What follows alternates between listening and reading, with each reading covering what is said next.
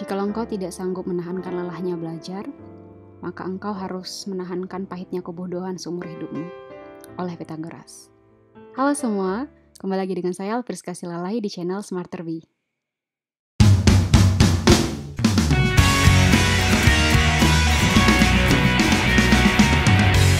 Baiklah, ini adalah the chain of mechanical quantities. Nah, di sini kita bisa lihat jika panjang dibagi dengan waktu itu sama dengan kecepatan. Kecepatan dibagi dengan waktu sama dengan percepatan. Nah, di sini kita ambil satu contoh saja ya.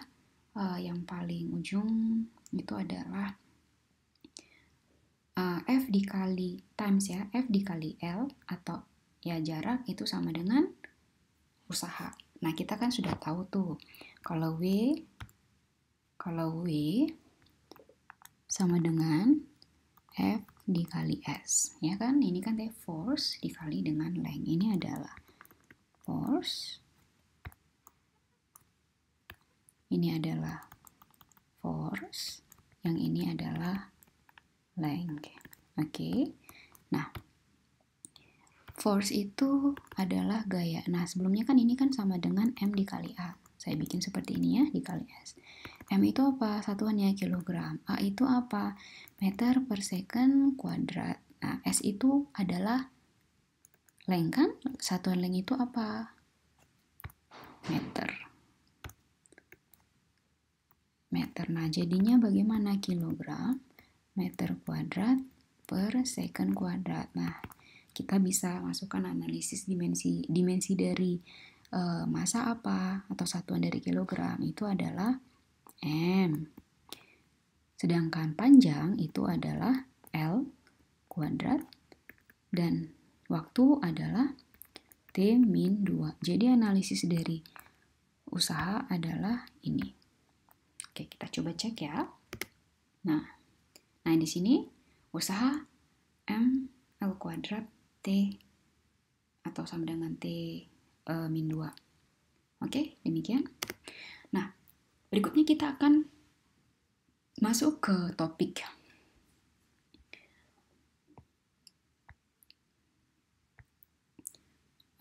vektor. Vektor itu, nah sebelum kita masuk kita bisa lihat di sini ada gambar tentang arus samudra atau arus air laut lah ya. Nah, sedangkan di sini adalah bagaimana peta arah angin. Nah, semua itu memiliki arah yang ke arah sini seperti itu. Nah, kali ini kita akan belajar vektor. Vektor itu apa? Vektor merupakan besaran fisis yang memiliki magnitudo besar dan memiliki arah. Jadi di sini misalkan ya, ada sebuah vektor yang berada pada koordinat Cartesian X, Y, Z, di mana arah vektor X itu kita beri nama I, Y itu adalah J, dan juga Z itu adalah K. Nah, bagaimana resultan dari vektor A ini itu bisa kita lihat dengan persamaan berikut ini. Vektor A sama dengan AX pada sumbu I tambah AY Z, dan juga AZ K. Nah, AX itu menunjukkan magnitudonya, I itu menunjukkan arahnya. Seperti itu. Nah, di sini bisa kita lihat perbedaan antara keduanya ya. Secara definisi, vektor merupakan besaran yang mempunyai magnitudo dan juga arah. Sedangkan skalar, besaran fisika yang memiliki magnitudo tetapi tidak melibatkan arah atau tidak mempunyai arah. Contoh dari vektor itu apa? Perpindahan, kecepatan, dan percepatan. Sedangkan skalar, contohnya adalah jarak, kelajuan, massa, dan waktu. Jadi jarak itu tidak memiliki arah gitu. Kalau perpindahan ada arahnya. Simbolnya di sini diberi vektor A atau A diberi tanda bold atau di sini skalar A saja. Nah, di sini dalam vektor juga ada beberapa. Yang pertama itu penjumlahan vektor. Nanti setelah penjumlahan ada operasi yang lain. Nah, misalkan di sini ada vektor A, di sini ada vektor B. Bagaimana penjumlahannya? Tinggal dijumlahkan saja A ditambah B. Begitu juga kalau dia membentuk sudut, tinggal ditambahkan saja. Oke. Nah, di sini selain penjumlahan ada selisih vektor. bagaimana cara menyelisihkannya atau mengurangkannya. Nah, misalkan vektor ada di sini suatu objek berada di titik ini awalnya, kemudian sampai di sini, kemudian dia berpindah pada posisi ini. Oke, resultannya kalau misalnya kita bilang awal dan akhir itu adalah ini dan ini. Nah, cara menjumlahkannya juga sama, tinggal A ditambah B. Nah, bisa nggak dibuat seperti ini? Bisa. Caranya adalah posisi A tadi kita buat sejauh ini kan, ini A. Kemudian B yang tadi ke sana kita ubah ke bawah. Jadi, misalnya yang tadi di sini A, oke, vektor A, di sini vektor B. Nah, sekarang saya ubah si vektor B itu jadi ke bawah. Seperti ini yang arahnya. Nah, B ini jadi di sini di bawah. Oke. Ini bisa saya buat jadi putus-putus, ya. Ini saya buat jadi putus-putus saja. Saya putuskan. Oh, tidak bisa ya. Oke, tidak apa-apa. Ini saya buat seperti ini. Oke, ini ya. Yang tadi pertama. Nah, masih ingat kan kalau misalnya ini 180, ini besarnya berapa? 180. Di soal kan dikasih tahu kalau ini 45. Maka besar yang ini sama dengan berapa? 180 dikurang 45. Nah, tadi arahnya itu ini, kemudian ini. Itu R sama dengan A, vektor A ditambah vektor B. Nah, sekarang arah si vektor B kan yang tadinya ke atas saya buat ke bawah, itu kan berbeda tanda kan? Maka sama saja hasilnya nanti dengan A ditambah negatif vektor B karena arahnya sudah berlawanan. Seperti itu. Atau bisa aja dengan dibuat R sama dengan A dikurang B. Nah, itu sama saja. Oke? Jadi ini dengan cara seperti ini atau dengan cara seperti ini sama saja, yang pasti sudut yang ini itu adalah 180 dikurang 45 derajat. Oke. Nah, ini ada juga istilah lain atau dengan teknik yang lain, yaitu dengan menggunakan penjumlahan vektor jajar genjang. Oke. Nah, ini sudah ada rumusnya. Kalau misalnya vektor A ke arah sini dan vektor ke sini dengan dibentuk oleh sudut tertentu yang diberi nama dengan theta, maka resultannya bisa kita ambil dari sini, di mana besar resultan dari penjumlahan dua vektor A dan B ini sama dengan akar dari A kuadrat ditambah B kuadrat ditambah 2A kali B cos theta. Tapi dengan syarat, gunakan theta sebagai sudut terkecil antara vektor A dan vektor B. Oke. Selanjutnya ini ada komponen-komponen vektornya. Sebenarnya ini sudah tadi kita sedikit introduce di awal ya. Kalau misalnya nih vektor A dibentuk oleh, kalau ini kayak saya proyeksikan terhadap sumbu X, maka ini hasil proyeksinya saya sebut dengan AX. Ini saya misalkan, ini vektor A. Oke. Ini saya proyeksikan artinya ini saya taruh, saya proyeksikan atau saya taruh ke sumbu X itu menjadi AX. Nah, ini saya kesinikan itu menjadi apa? AY. Atau bisa saja AY ini saya buat di sini. Jadi ini AY. Maka dengan menggunakan aturan sinus dan kosinus, kalau sinus theta itu sama dengan apa? AY dibagi depan dibagi miring kan? Maka sinus theta sama dengan AY dibagi dengan A. Maka AY sama dengan A sinus theta. Begitu juga dengan yang sisi berlawanan kosinus theta, maka ini AX dibagi dengan A, sehingga AX sama dengan A kosinus theta. Oke, nah besar magnitudonya itu bisa dilihat, tinggal magnitudo itu kan adalah besaran skalar ya, mutlak ya. Ini kita tinggal buat menggunakan Pythagoras saja, maka AX kuadrat ditambah AY kuadrat. Di mana tangen arahnya itu, sudut yang dibentuk, ini kan sudut yang bentuk, itu masih kita menggunakan tangen theta. Tangen theta adalah depan dibagi yang diapit, maka AY per AX. Oke, ini tan min 1 ya, sorry. Selanjutnya, nah ini kalau tadi itu kan komponen 2 dimensi. Kalau misalnya ini komponen 3 dimensi, kita bisa pakai ini. Kali ini agak sedikit berbeda ya, ini X-nya di sini, ini Y, ini Z. Oke, ini adalah kita kasih untuk secara vektor, kita beri vektor satuan I, vektor satuan J, dan ini vektor satuan A. Nah, ini adalah vektor A. Nanti kita tinggal tambahkan untuk setiap besaran AX-nya terhadap Y dan juga AJ terhadap sumbu Z. Oke. Oke, selanjutnya kita ke penjumlahan melalui komponen. Tidak terlalu sulit. Nah, coba kita perhatikan. Di sini ada vektor A ditambah dengan ada vektor B. Maka penjumlahannya tinggal ditambahkan saja kan. Kalau tadi ada vektor A ditambah dengan vektor B itu sama dengan C, ya kan? Nah, masalahnya A ini kan terdiri dari beberapa komponen kan? Ini vektor A itu terdiri dari, kalau diproyeksikan itu ada AX dan juga ada AY. Maka ini adalah AX, oke? Dan juga ditambah AY. Seperti itu. Oke, ini juga B juga jika diproyeksikan ada BX dan BY.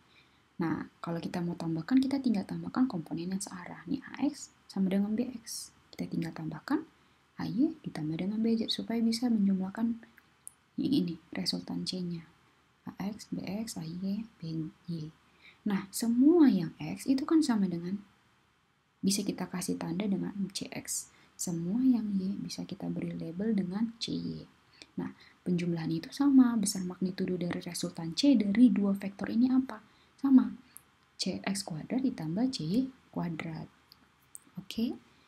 Nah, sudutnya itu tinggal sama seperti yang tadi, maka depan, ini depan tadi kita kasih CY kan, dibagi dengan CX. Nah, itu seperti ini.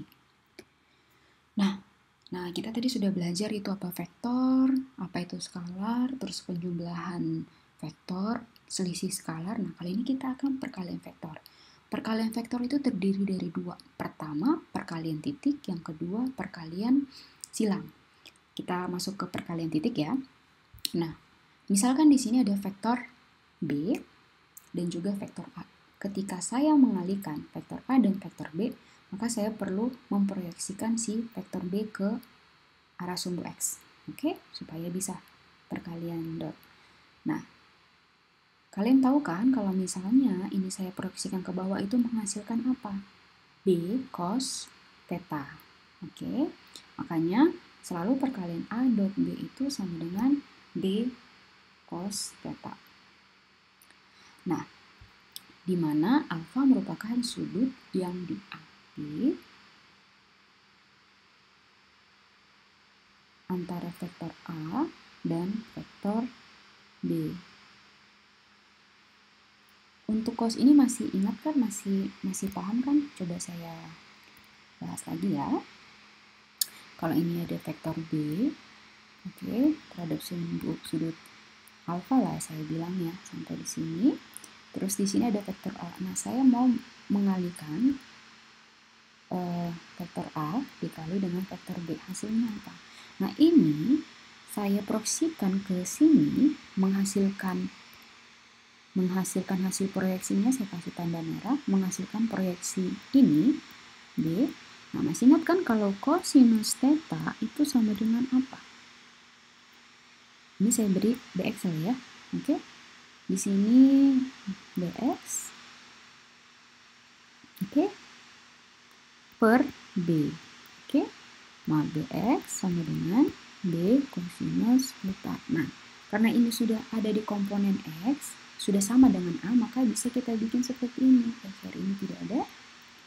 A, ini sama dengan besarannya. Oke. A dikali ini. Kalau B kosinus theta. Nah, itulah sebabnya perkalian ini, perkalian dot itu, kalau A dot B itu selalu A kali B kosinus theta. Nah, arahnya itu dari situ. Nah, ini ya, kalau dijabarkan A dot B itu AXI ditambah AYZ. Nah, A ini dijabarkan jadi seperti ini. dot B itu dijabarkan jadi seperti ini. Nah, sekarang kita kalikan. Nah, kalian masih ingat kan?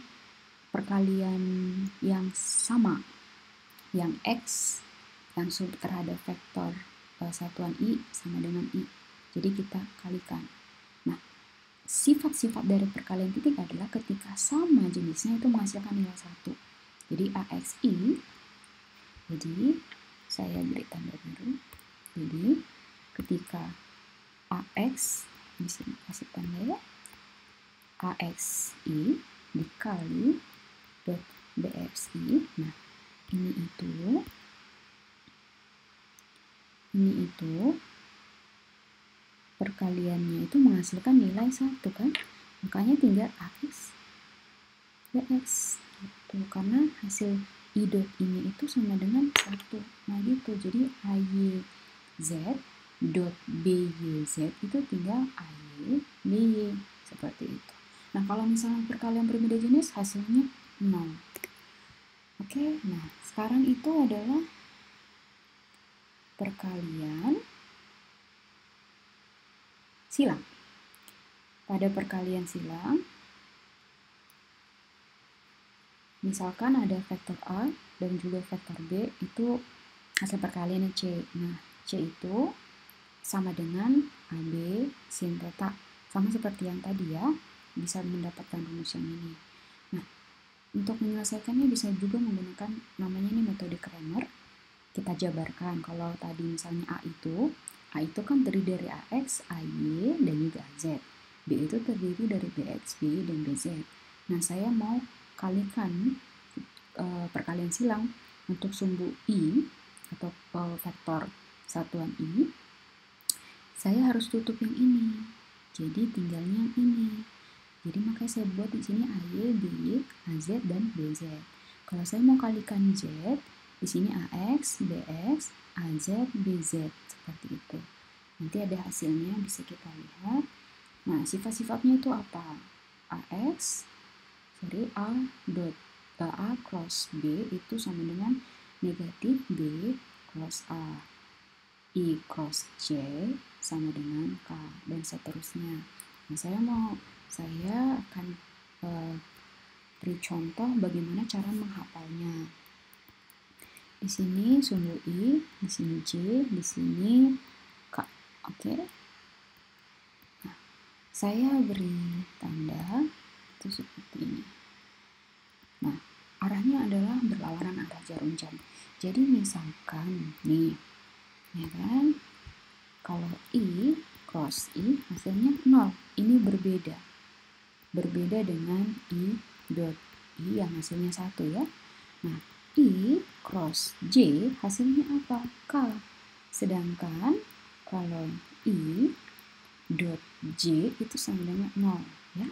Nah, sekarang bagaimana kalau I cross K? I cross K. Justru ke sini. Hasilnya akan J. Tapi arahnya kan tidak sesuai dengan loop yang pertama ini kan? Jadi itu sama dengan apa? Negatif J. Bu, bagaimana kalau negatif I cross K? Bagaimana hasilnya? Berarti tinggal dibuat hasilnya, saya negatif ini, negatif J. Hasilnya apa? Positif J. Seperti itu. Oke? Nah, ini perkalian vektor yang tadi sudah kita kerjakan. Nah, sama B. Ini bisa menggunakan kaidah tangan kanan. Bisa dicoba nanti masing-masing pada tangan masing-masing ya, jangan tangan temennya. Ini contohnya yang lebih disimplifikasi. Ini vektor A, ini vektor B. Kalau misalnya ke arah atas dia itu, ini sesuai dengan normalnya ke atas. Kalau misalnya ke bawah dia berarah ke bawah. Nah, ini ada beberapa sistem koordinat. Kalau dari tadi kita hanya mempelajari sistem koordinat kartesian. Sebenarnya bukan cuma ini sistem koordinat. Ada 3 lagi, sistem koordinat polar, silinder, dan bola. Tapi pada materi fisika dasar kita tidak terlalu banyak mempelajari ini. Kalau pada materi elektromagnetik misalnya itu akan lebih banyak gitu. Kita cukup mempelajari sistem koordinat kartesian 3 dimensi dan 2 dimensi. Nah, ini Kalau polar itu contohnya seperti ini ya, resultannya itu kalau ada vektor, resultannya kalau tadi kan tinggal Rx ditambah Ry kan, kalau ini tidak, R kosinus alfa vektor satuan I dan juga R sin alfa vektor satuan J terhadap vektor satuan J. Jadi seperti itu dia. Nanti vektornya itu beri nomor rumus ini. Selanjutnya ini adalah beberapa materi latihan dan itu akan kita bahas pada sesi berikutnya. Oke, ada semangat ya. Oke, ini adalah akhir dari materi kita hari ini. Terima kasih untuk perhatiannya. Sampai bertemu lagi pada materi berikutnya. Thank you. Have a blessed day.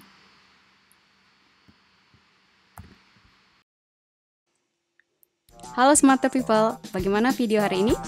Semoga semua penjelasan saya itu bisa tersampaikan dengan baik dan juga bisa dipahami dengan baik oleh masing-masing mahasiswa ya. Oke, sampai ketemu lagi. Thank you Smarter People.